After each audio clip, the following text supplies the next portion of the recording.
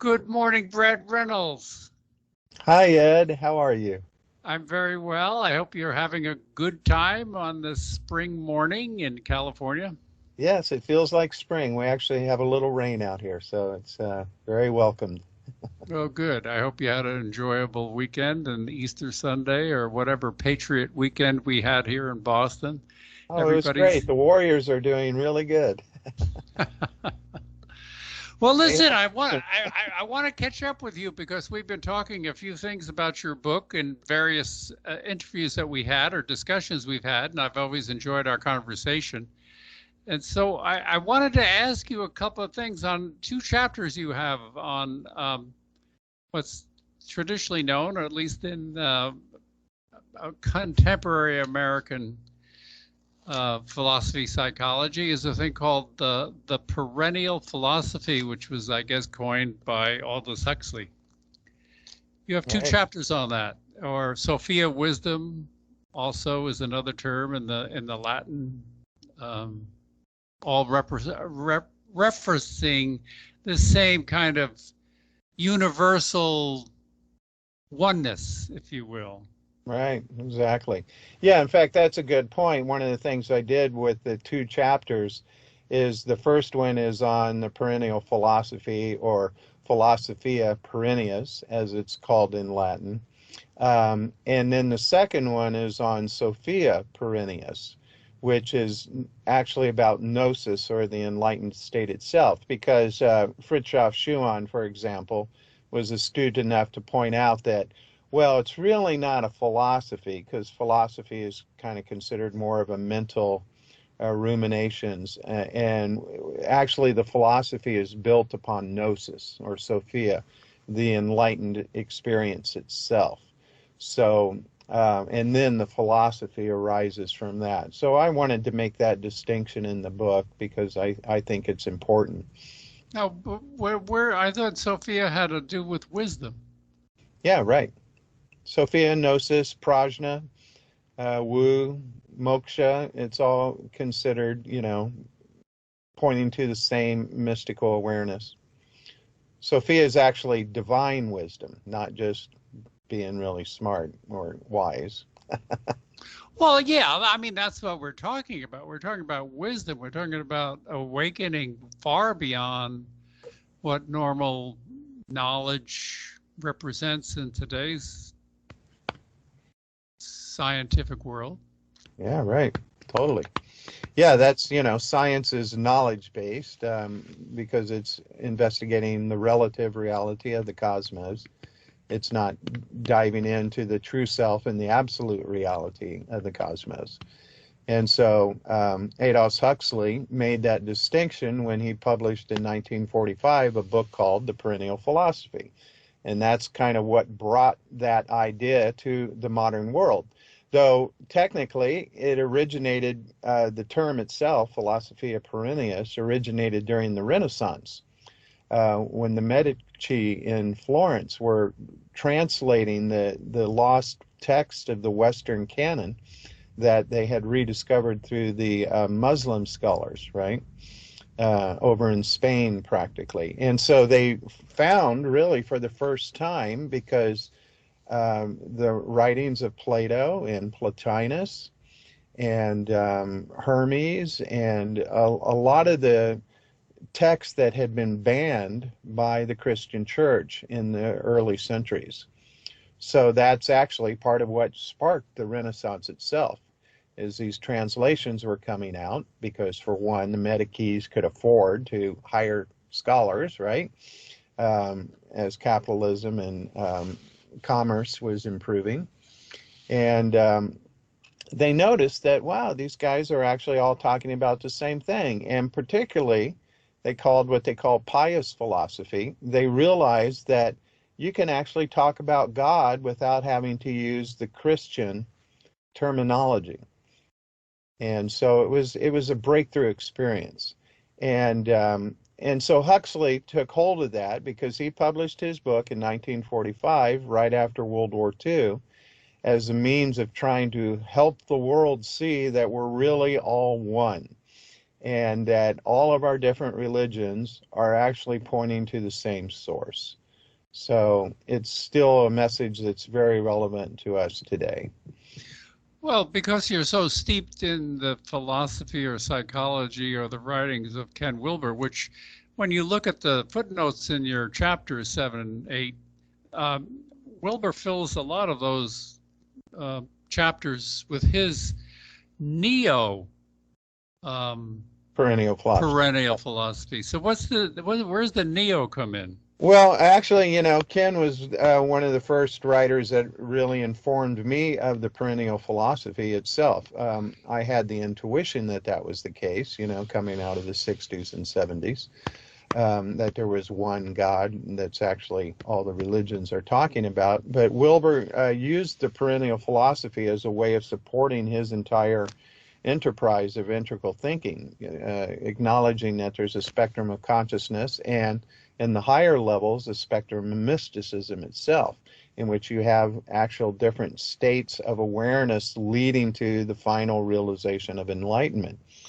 But by the late 1990s, he was being criticized by postmodern philosophers who tend to dismiss any type of universalism to humanity, because postmodern is built upon the idea that language and cultural conditioning influence our worldview so much that you can't say that everybody's really thinking the same. Everybody has a different worldview based upon your language and your cultural perspective, your historical perspective.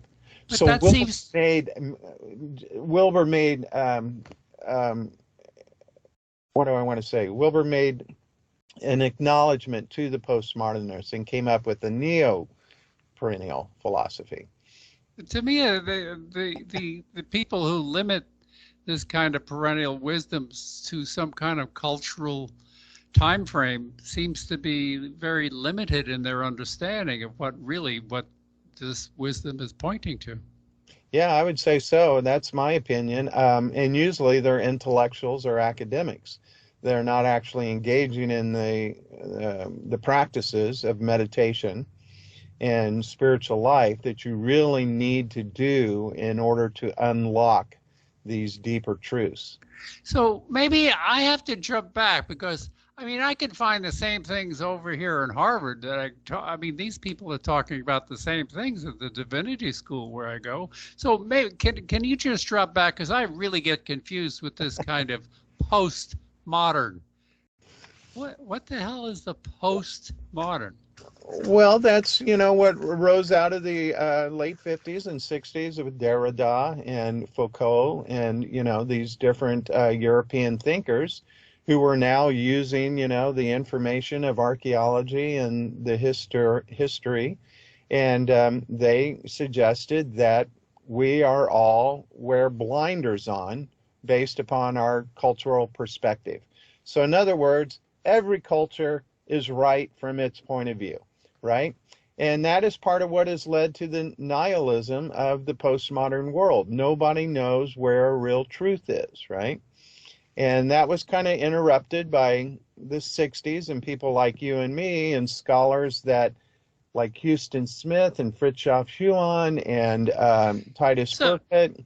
So basically what you're saying is that this kind of understanding that we live in a relative world, that your point of view is from an angle and my point of view is from an angle, and we don't share a unified view. That's what the postmodernists tend to emphasize. So why don't they just say it's the modern view? Why post? Where's Well, because I guess, the modern view is more that we're progressing and, it's more the scientific materialist view that there's evolution and everything's moving forward and that, the world is now better than ever, which is what Hegel's point of view was. Yeah, but I see that when I read your book, that even Wilber points to that kind of, there is a seemingly evolutionary process that leads to some greater consciousness or awareness. Right. Well, that's what I think is the value of the integral vision. It transcends and includes all of those worldviews. It doesn't dismiss them or say that either one is totally wrong. So Wilber, in using the neo-perennial philosophy and what he calls now post-metaphysics, is his attempt to include the valuable truths of the postmodern point of view. So, being a Buddhist, are you just speaking about the relative truth and the absolute truth? Well, those are one of the fundamental tenets of the perennial philosophy. So let's just stay with this. So can I just superimpose what you just said using my Buddhist that this evolutionary thing has to do with the relative truth and the absolute truth has to do with this kind of postmodern? Well, the postmodern is the relative truth. Everything is relative, right? Okay. And also because the relative reality is the manifest reality of the phenomenal cosmos, that is what is evolving. Whereas the absolute nirvanic truth stays the same. That is eternal. That's the unconditional. That is what the West calls God and Godhead. Which is eternity and infinity. And we can actually come to know that through spiritual practices or through grace, right? And whereas most of the rest of the world, all the politics and the wars and the commerce and everybody's, misunderstandings, that's all part of the relative world. And, Huxley was very clear about that when he tried to distill the fundamental ideas of the perennial philosophy. And he created like 4 or 5 basic tenets that he called the minimum working. So let's get back to this universality of religions and spirituality and even some of the science today. Yeah, that would be great. In fact, the science about it, the advanced science in a way accepts the perennial philosophy. At least that was one of Ken Wilber's thesis. People like Einstein and Bohr and, the classic quantum physicists, they turned to the East to try and explain the vast paradoxes that they were discovering through quantum physics and everything, right? In fact, I'd like to share a couple quotes with you and our listeners that help describe the perennial philosophy and why I think it's so interesting. Here's a quote from Ken Wilber. Quote, "The perennial philosophy has been the worldview that has been embraced by the vast majority of the world's greatest spiritual teachers, philosophers, thinkers, and even scientists. It's called perennial or universal because it shows up in virtually all cultures across the globe and across the ages. We find it in India, Mexico, China, Japan, Mesopotamia, Egypt, Tibet, Germany, Greece, and wherever we find it, it has essentially similar features. It is in essential agreement the world over." Unquote.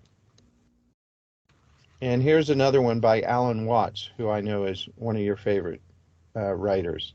Quote, "In almost every culture, there has existed a unanimous, common, and perennial philosophy of man's nature and destiny, differing from place to place only in terminology and points of emphasis and technique. A single philosophical consensus of universal extent. It has been held by men and women who report the same insights and teach the same essential doctrines, whether living today or 6,000 years ago, whether from New Mexico in the far west or from Japan in the far east." Unquote. And you can see how that can be very important for us today, because as the world is trying to create a global interconnectedness, we need to see the universal themes that we all share, so all the different religions aren't fighting amongst each other. And that's what Huxley's main premise was and what he was trying to do. And I think it's very valuable too. In fact, I kind of think Ken Wilber got a little sidetracked by putting this emphasis on the neo-perennial philosophy, because really we have, as a global culture, not embraced the fact that there are universal themes that all the religions are talking about. And for me, I think that's what's most important. Well, I mean, obviously, we're in a fragmented world, so anything that can bring us together would be very helpful. Yeah, right, exactly. In fact, let me review Huxley's fundamental doctrines, like I was saying earlier, that he called the minimum working hypothesis. And everybody can kind of feel into and see if they can relate to these universal themes. His number one tenet is that there are two truths in one non-dual reality. And we were talking about both of those a little earlier. There's the relative world, or the universe of matter and animals and things and plants and the earth and the evolutionary processes and physics and galaxies. And then there is the absolute reality, which is the source and the condition of the entire universe and the cosmos, right? And then second, he says, human beings have a dual nature, which reflect these two truths.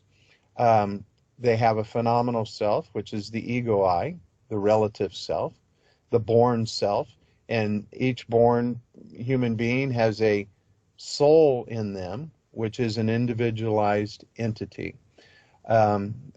It's called Atman with a small a in Hinduism.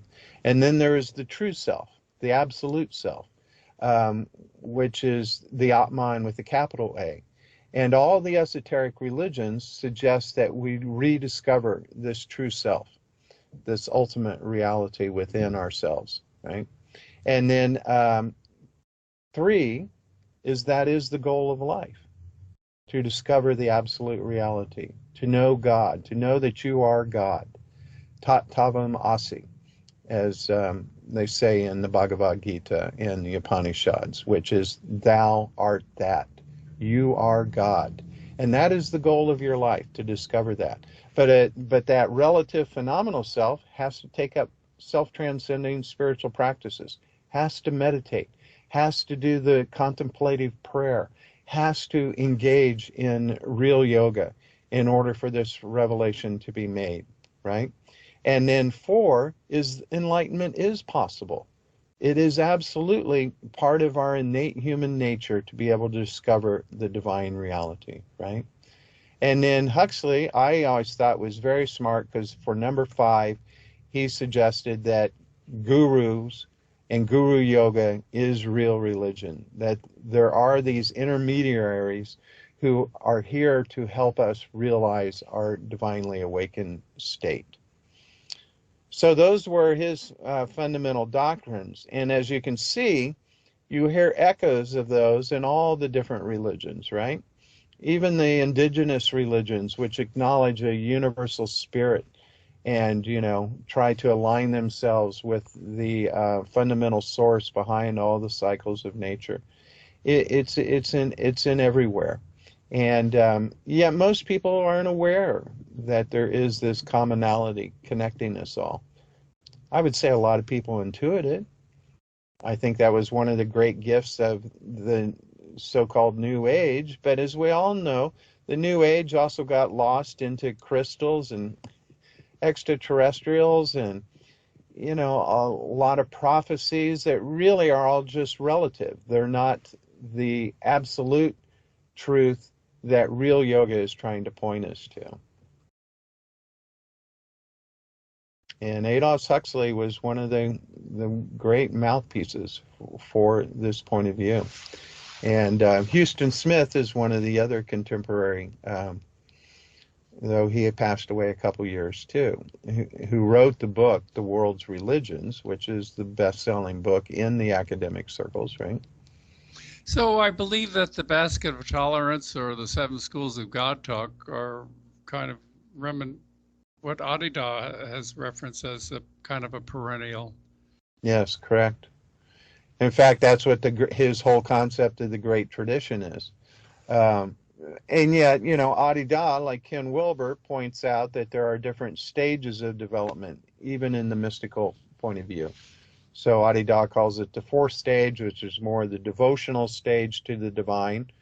And then the fifth stage of life, which is the yogic involvement, the inner kundalini energies and stuff.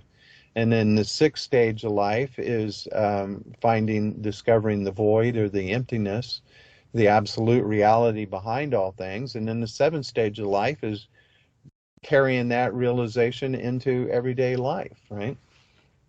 And Ken Wilber calls them the psychic level, which is your cosmic consciousness being interconnected with all of nature.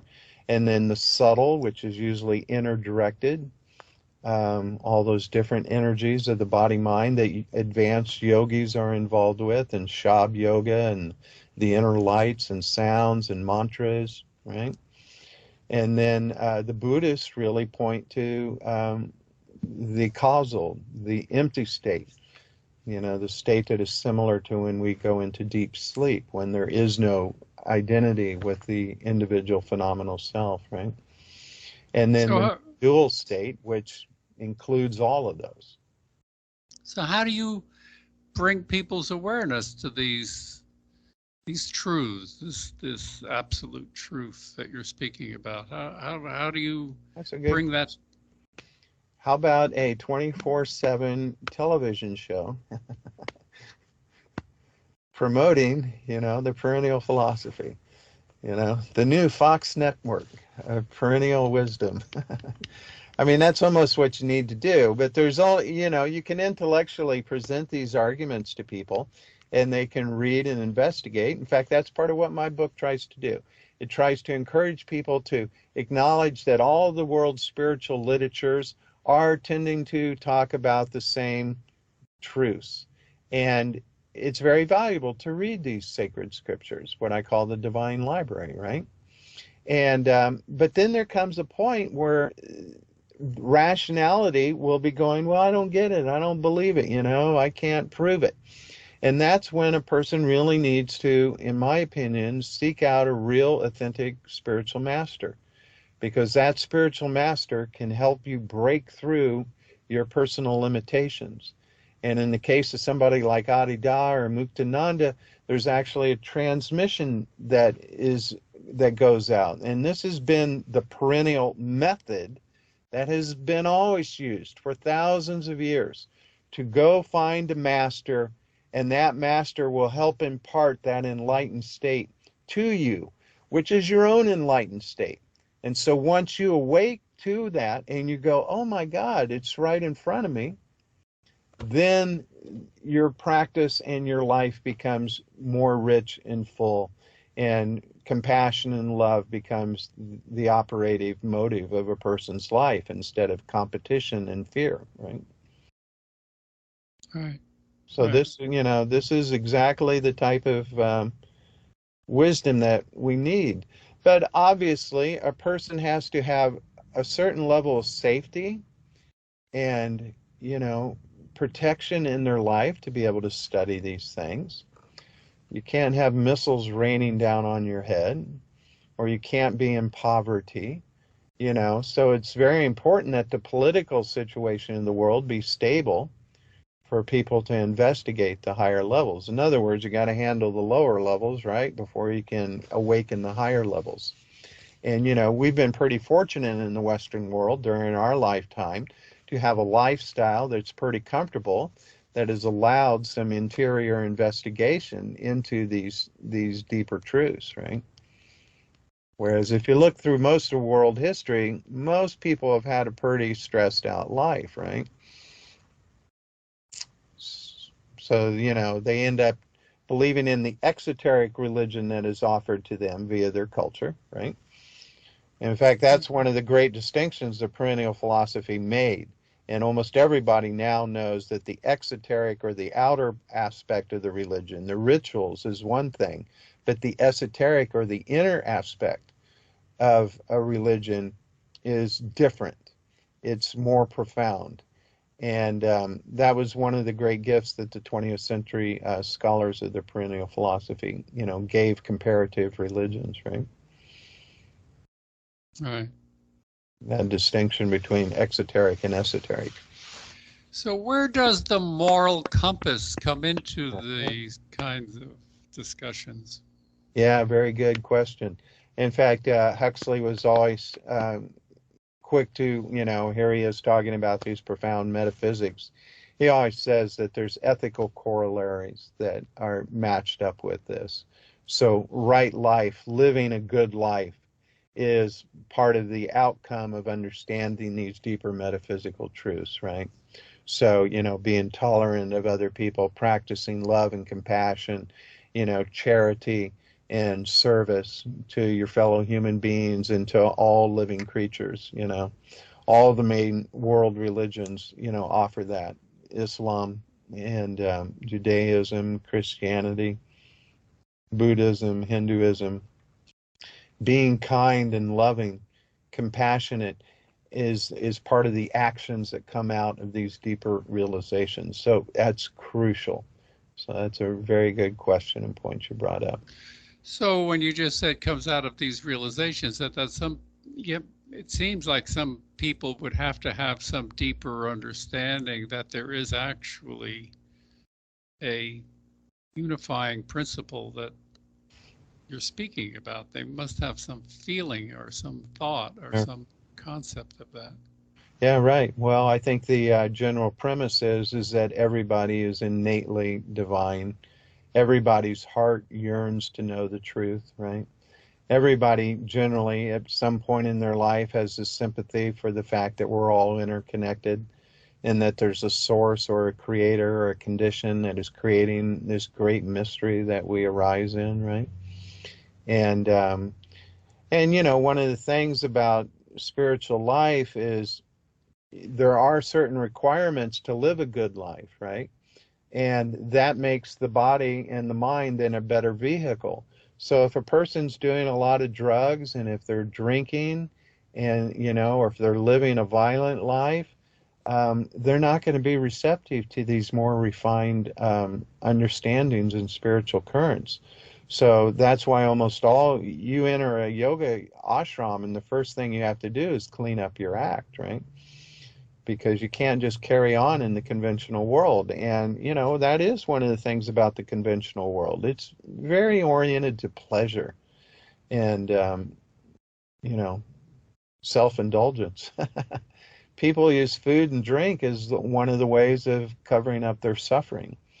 And when you study the spiritual teachings, this is one of the things that becomes obvious, that you got to make the body respect the body and the mind as a temple itself, right? So then you can be receptive to the spirit current and that type of thing. So your book emphasizes spiritual masters. You focus primarily on Adida. You mention others in your book. Are there any other spiritual masters aside from Adida who teach these kinds of things? Well, I would say all of them do, including indigenous shamans, which are pretty popular now. If people are exploring with ayahuasca or, the different entheogens, you have to have a proper setting and, it's required that you discipline the body mind so you can make good use of these things. And, all the major religions tend to encourage that too. But that's what I think is one of the great benefits of yoga, for example, right? Though in the West, we have tended to oversimplify yoga and just make it into a physical exercise, right? But the true aspect of yoga is to live a right life, to, eat a good diet, to exercise well, keep the body and the mind clean, There's a lot of different teachers out there. A lot of them are associated with particular lineages or, spiritual paths, whether it's esoteric Christianity. Contemplative Christianity is very popular, right? Where you learn how to transcend the self and look for these deeper esoteric truths within the Christian faith. But there at the core, at the very center of the Christian faith is Jesus, right? Who is an adept. That's one of the things my book stresses, is that all the different religions begin with a realized being. And, we often talk a lot about men, but there are plenty of women adepts in the history of the world that were very important. And so it's not a gender bias thing at all. As long as you're human. So if somebody were interested in going further into the study of what you're pointing to, and let's say particularly Adida, where would they go? Well, of course, the internet will get you into portals to these different type of institutions that are there to serve you. Adida has Adidam, which is definitely the portal into, his teachings. But also there's that divine library, the fact that there are all these sacred translations out there. And I would encourage anybody to, find that book that speaks to you. There are a lot of spiritual books out there written by contemporary authors. And, to me, those are just stepping stones. Those are like footnotes to the real things.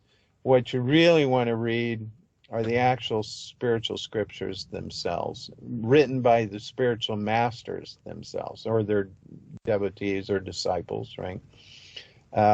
In my opinion, that's how you kind of go to the heart of the matter,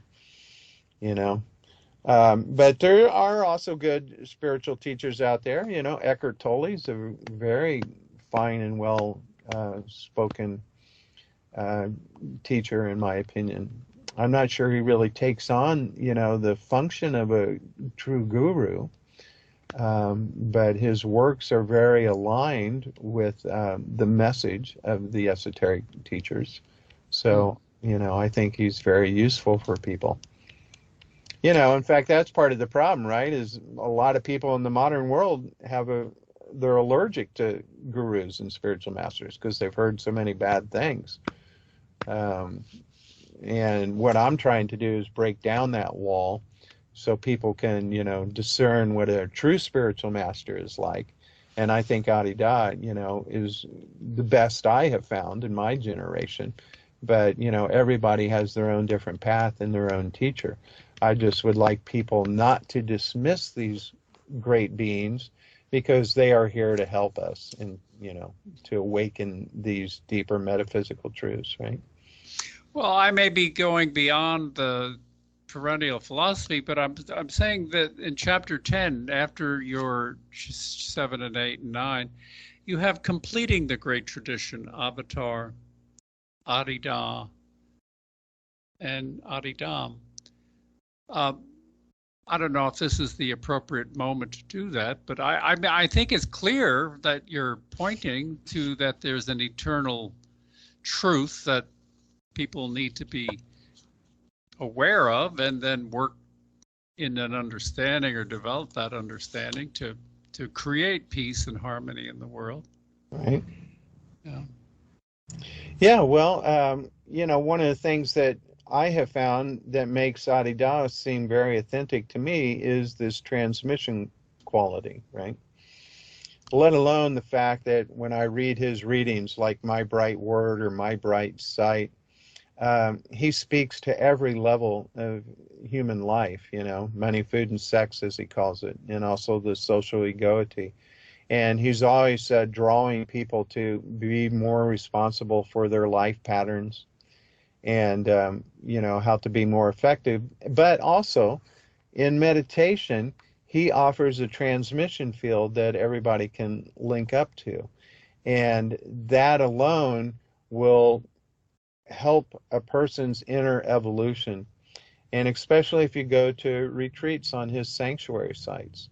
I've been there, and you can actually tangibly feel the transmission, and that was something that I would not get when I would even go to a lecture with Houston Smith. I mean, every once in a while you see somebody give a lecture and you go, wow, that person's really got a lot of charisma, and you could feel the authenticity that they live a disciplined life, right? But they're not really transmitters of the yogic type that Adida offers.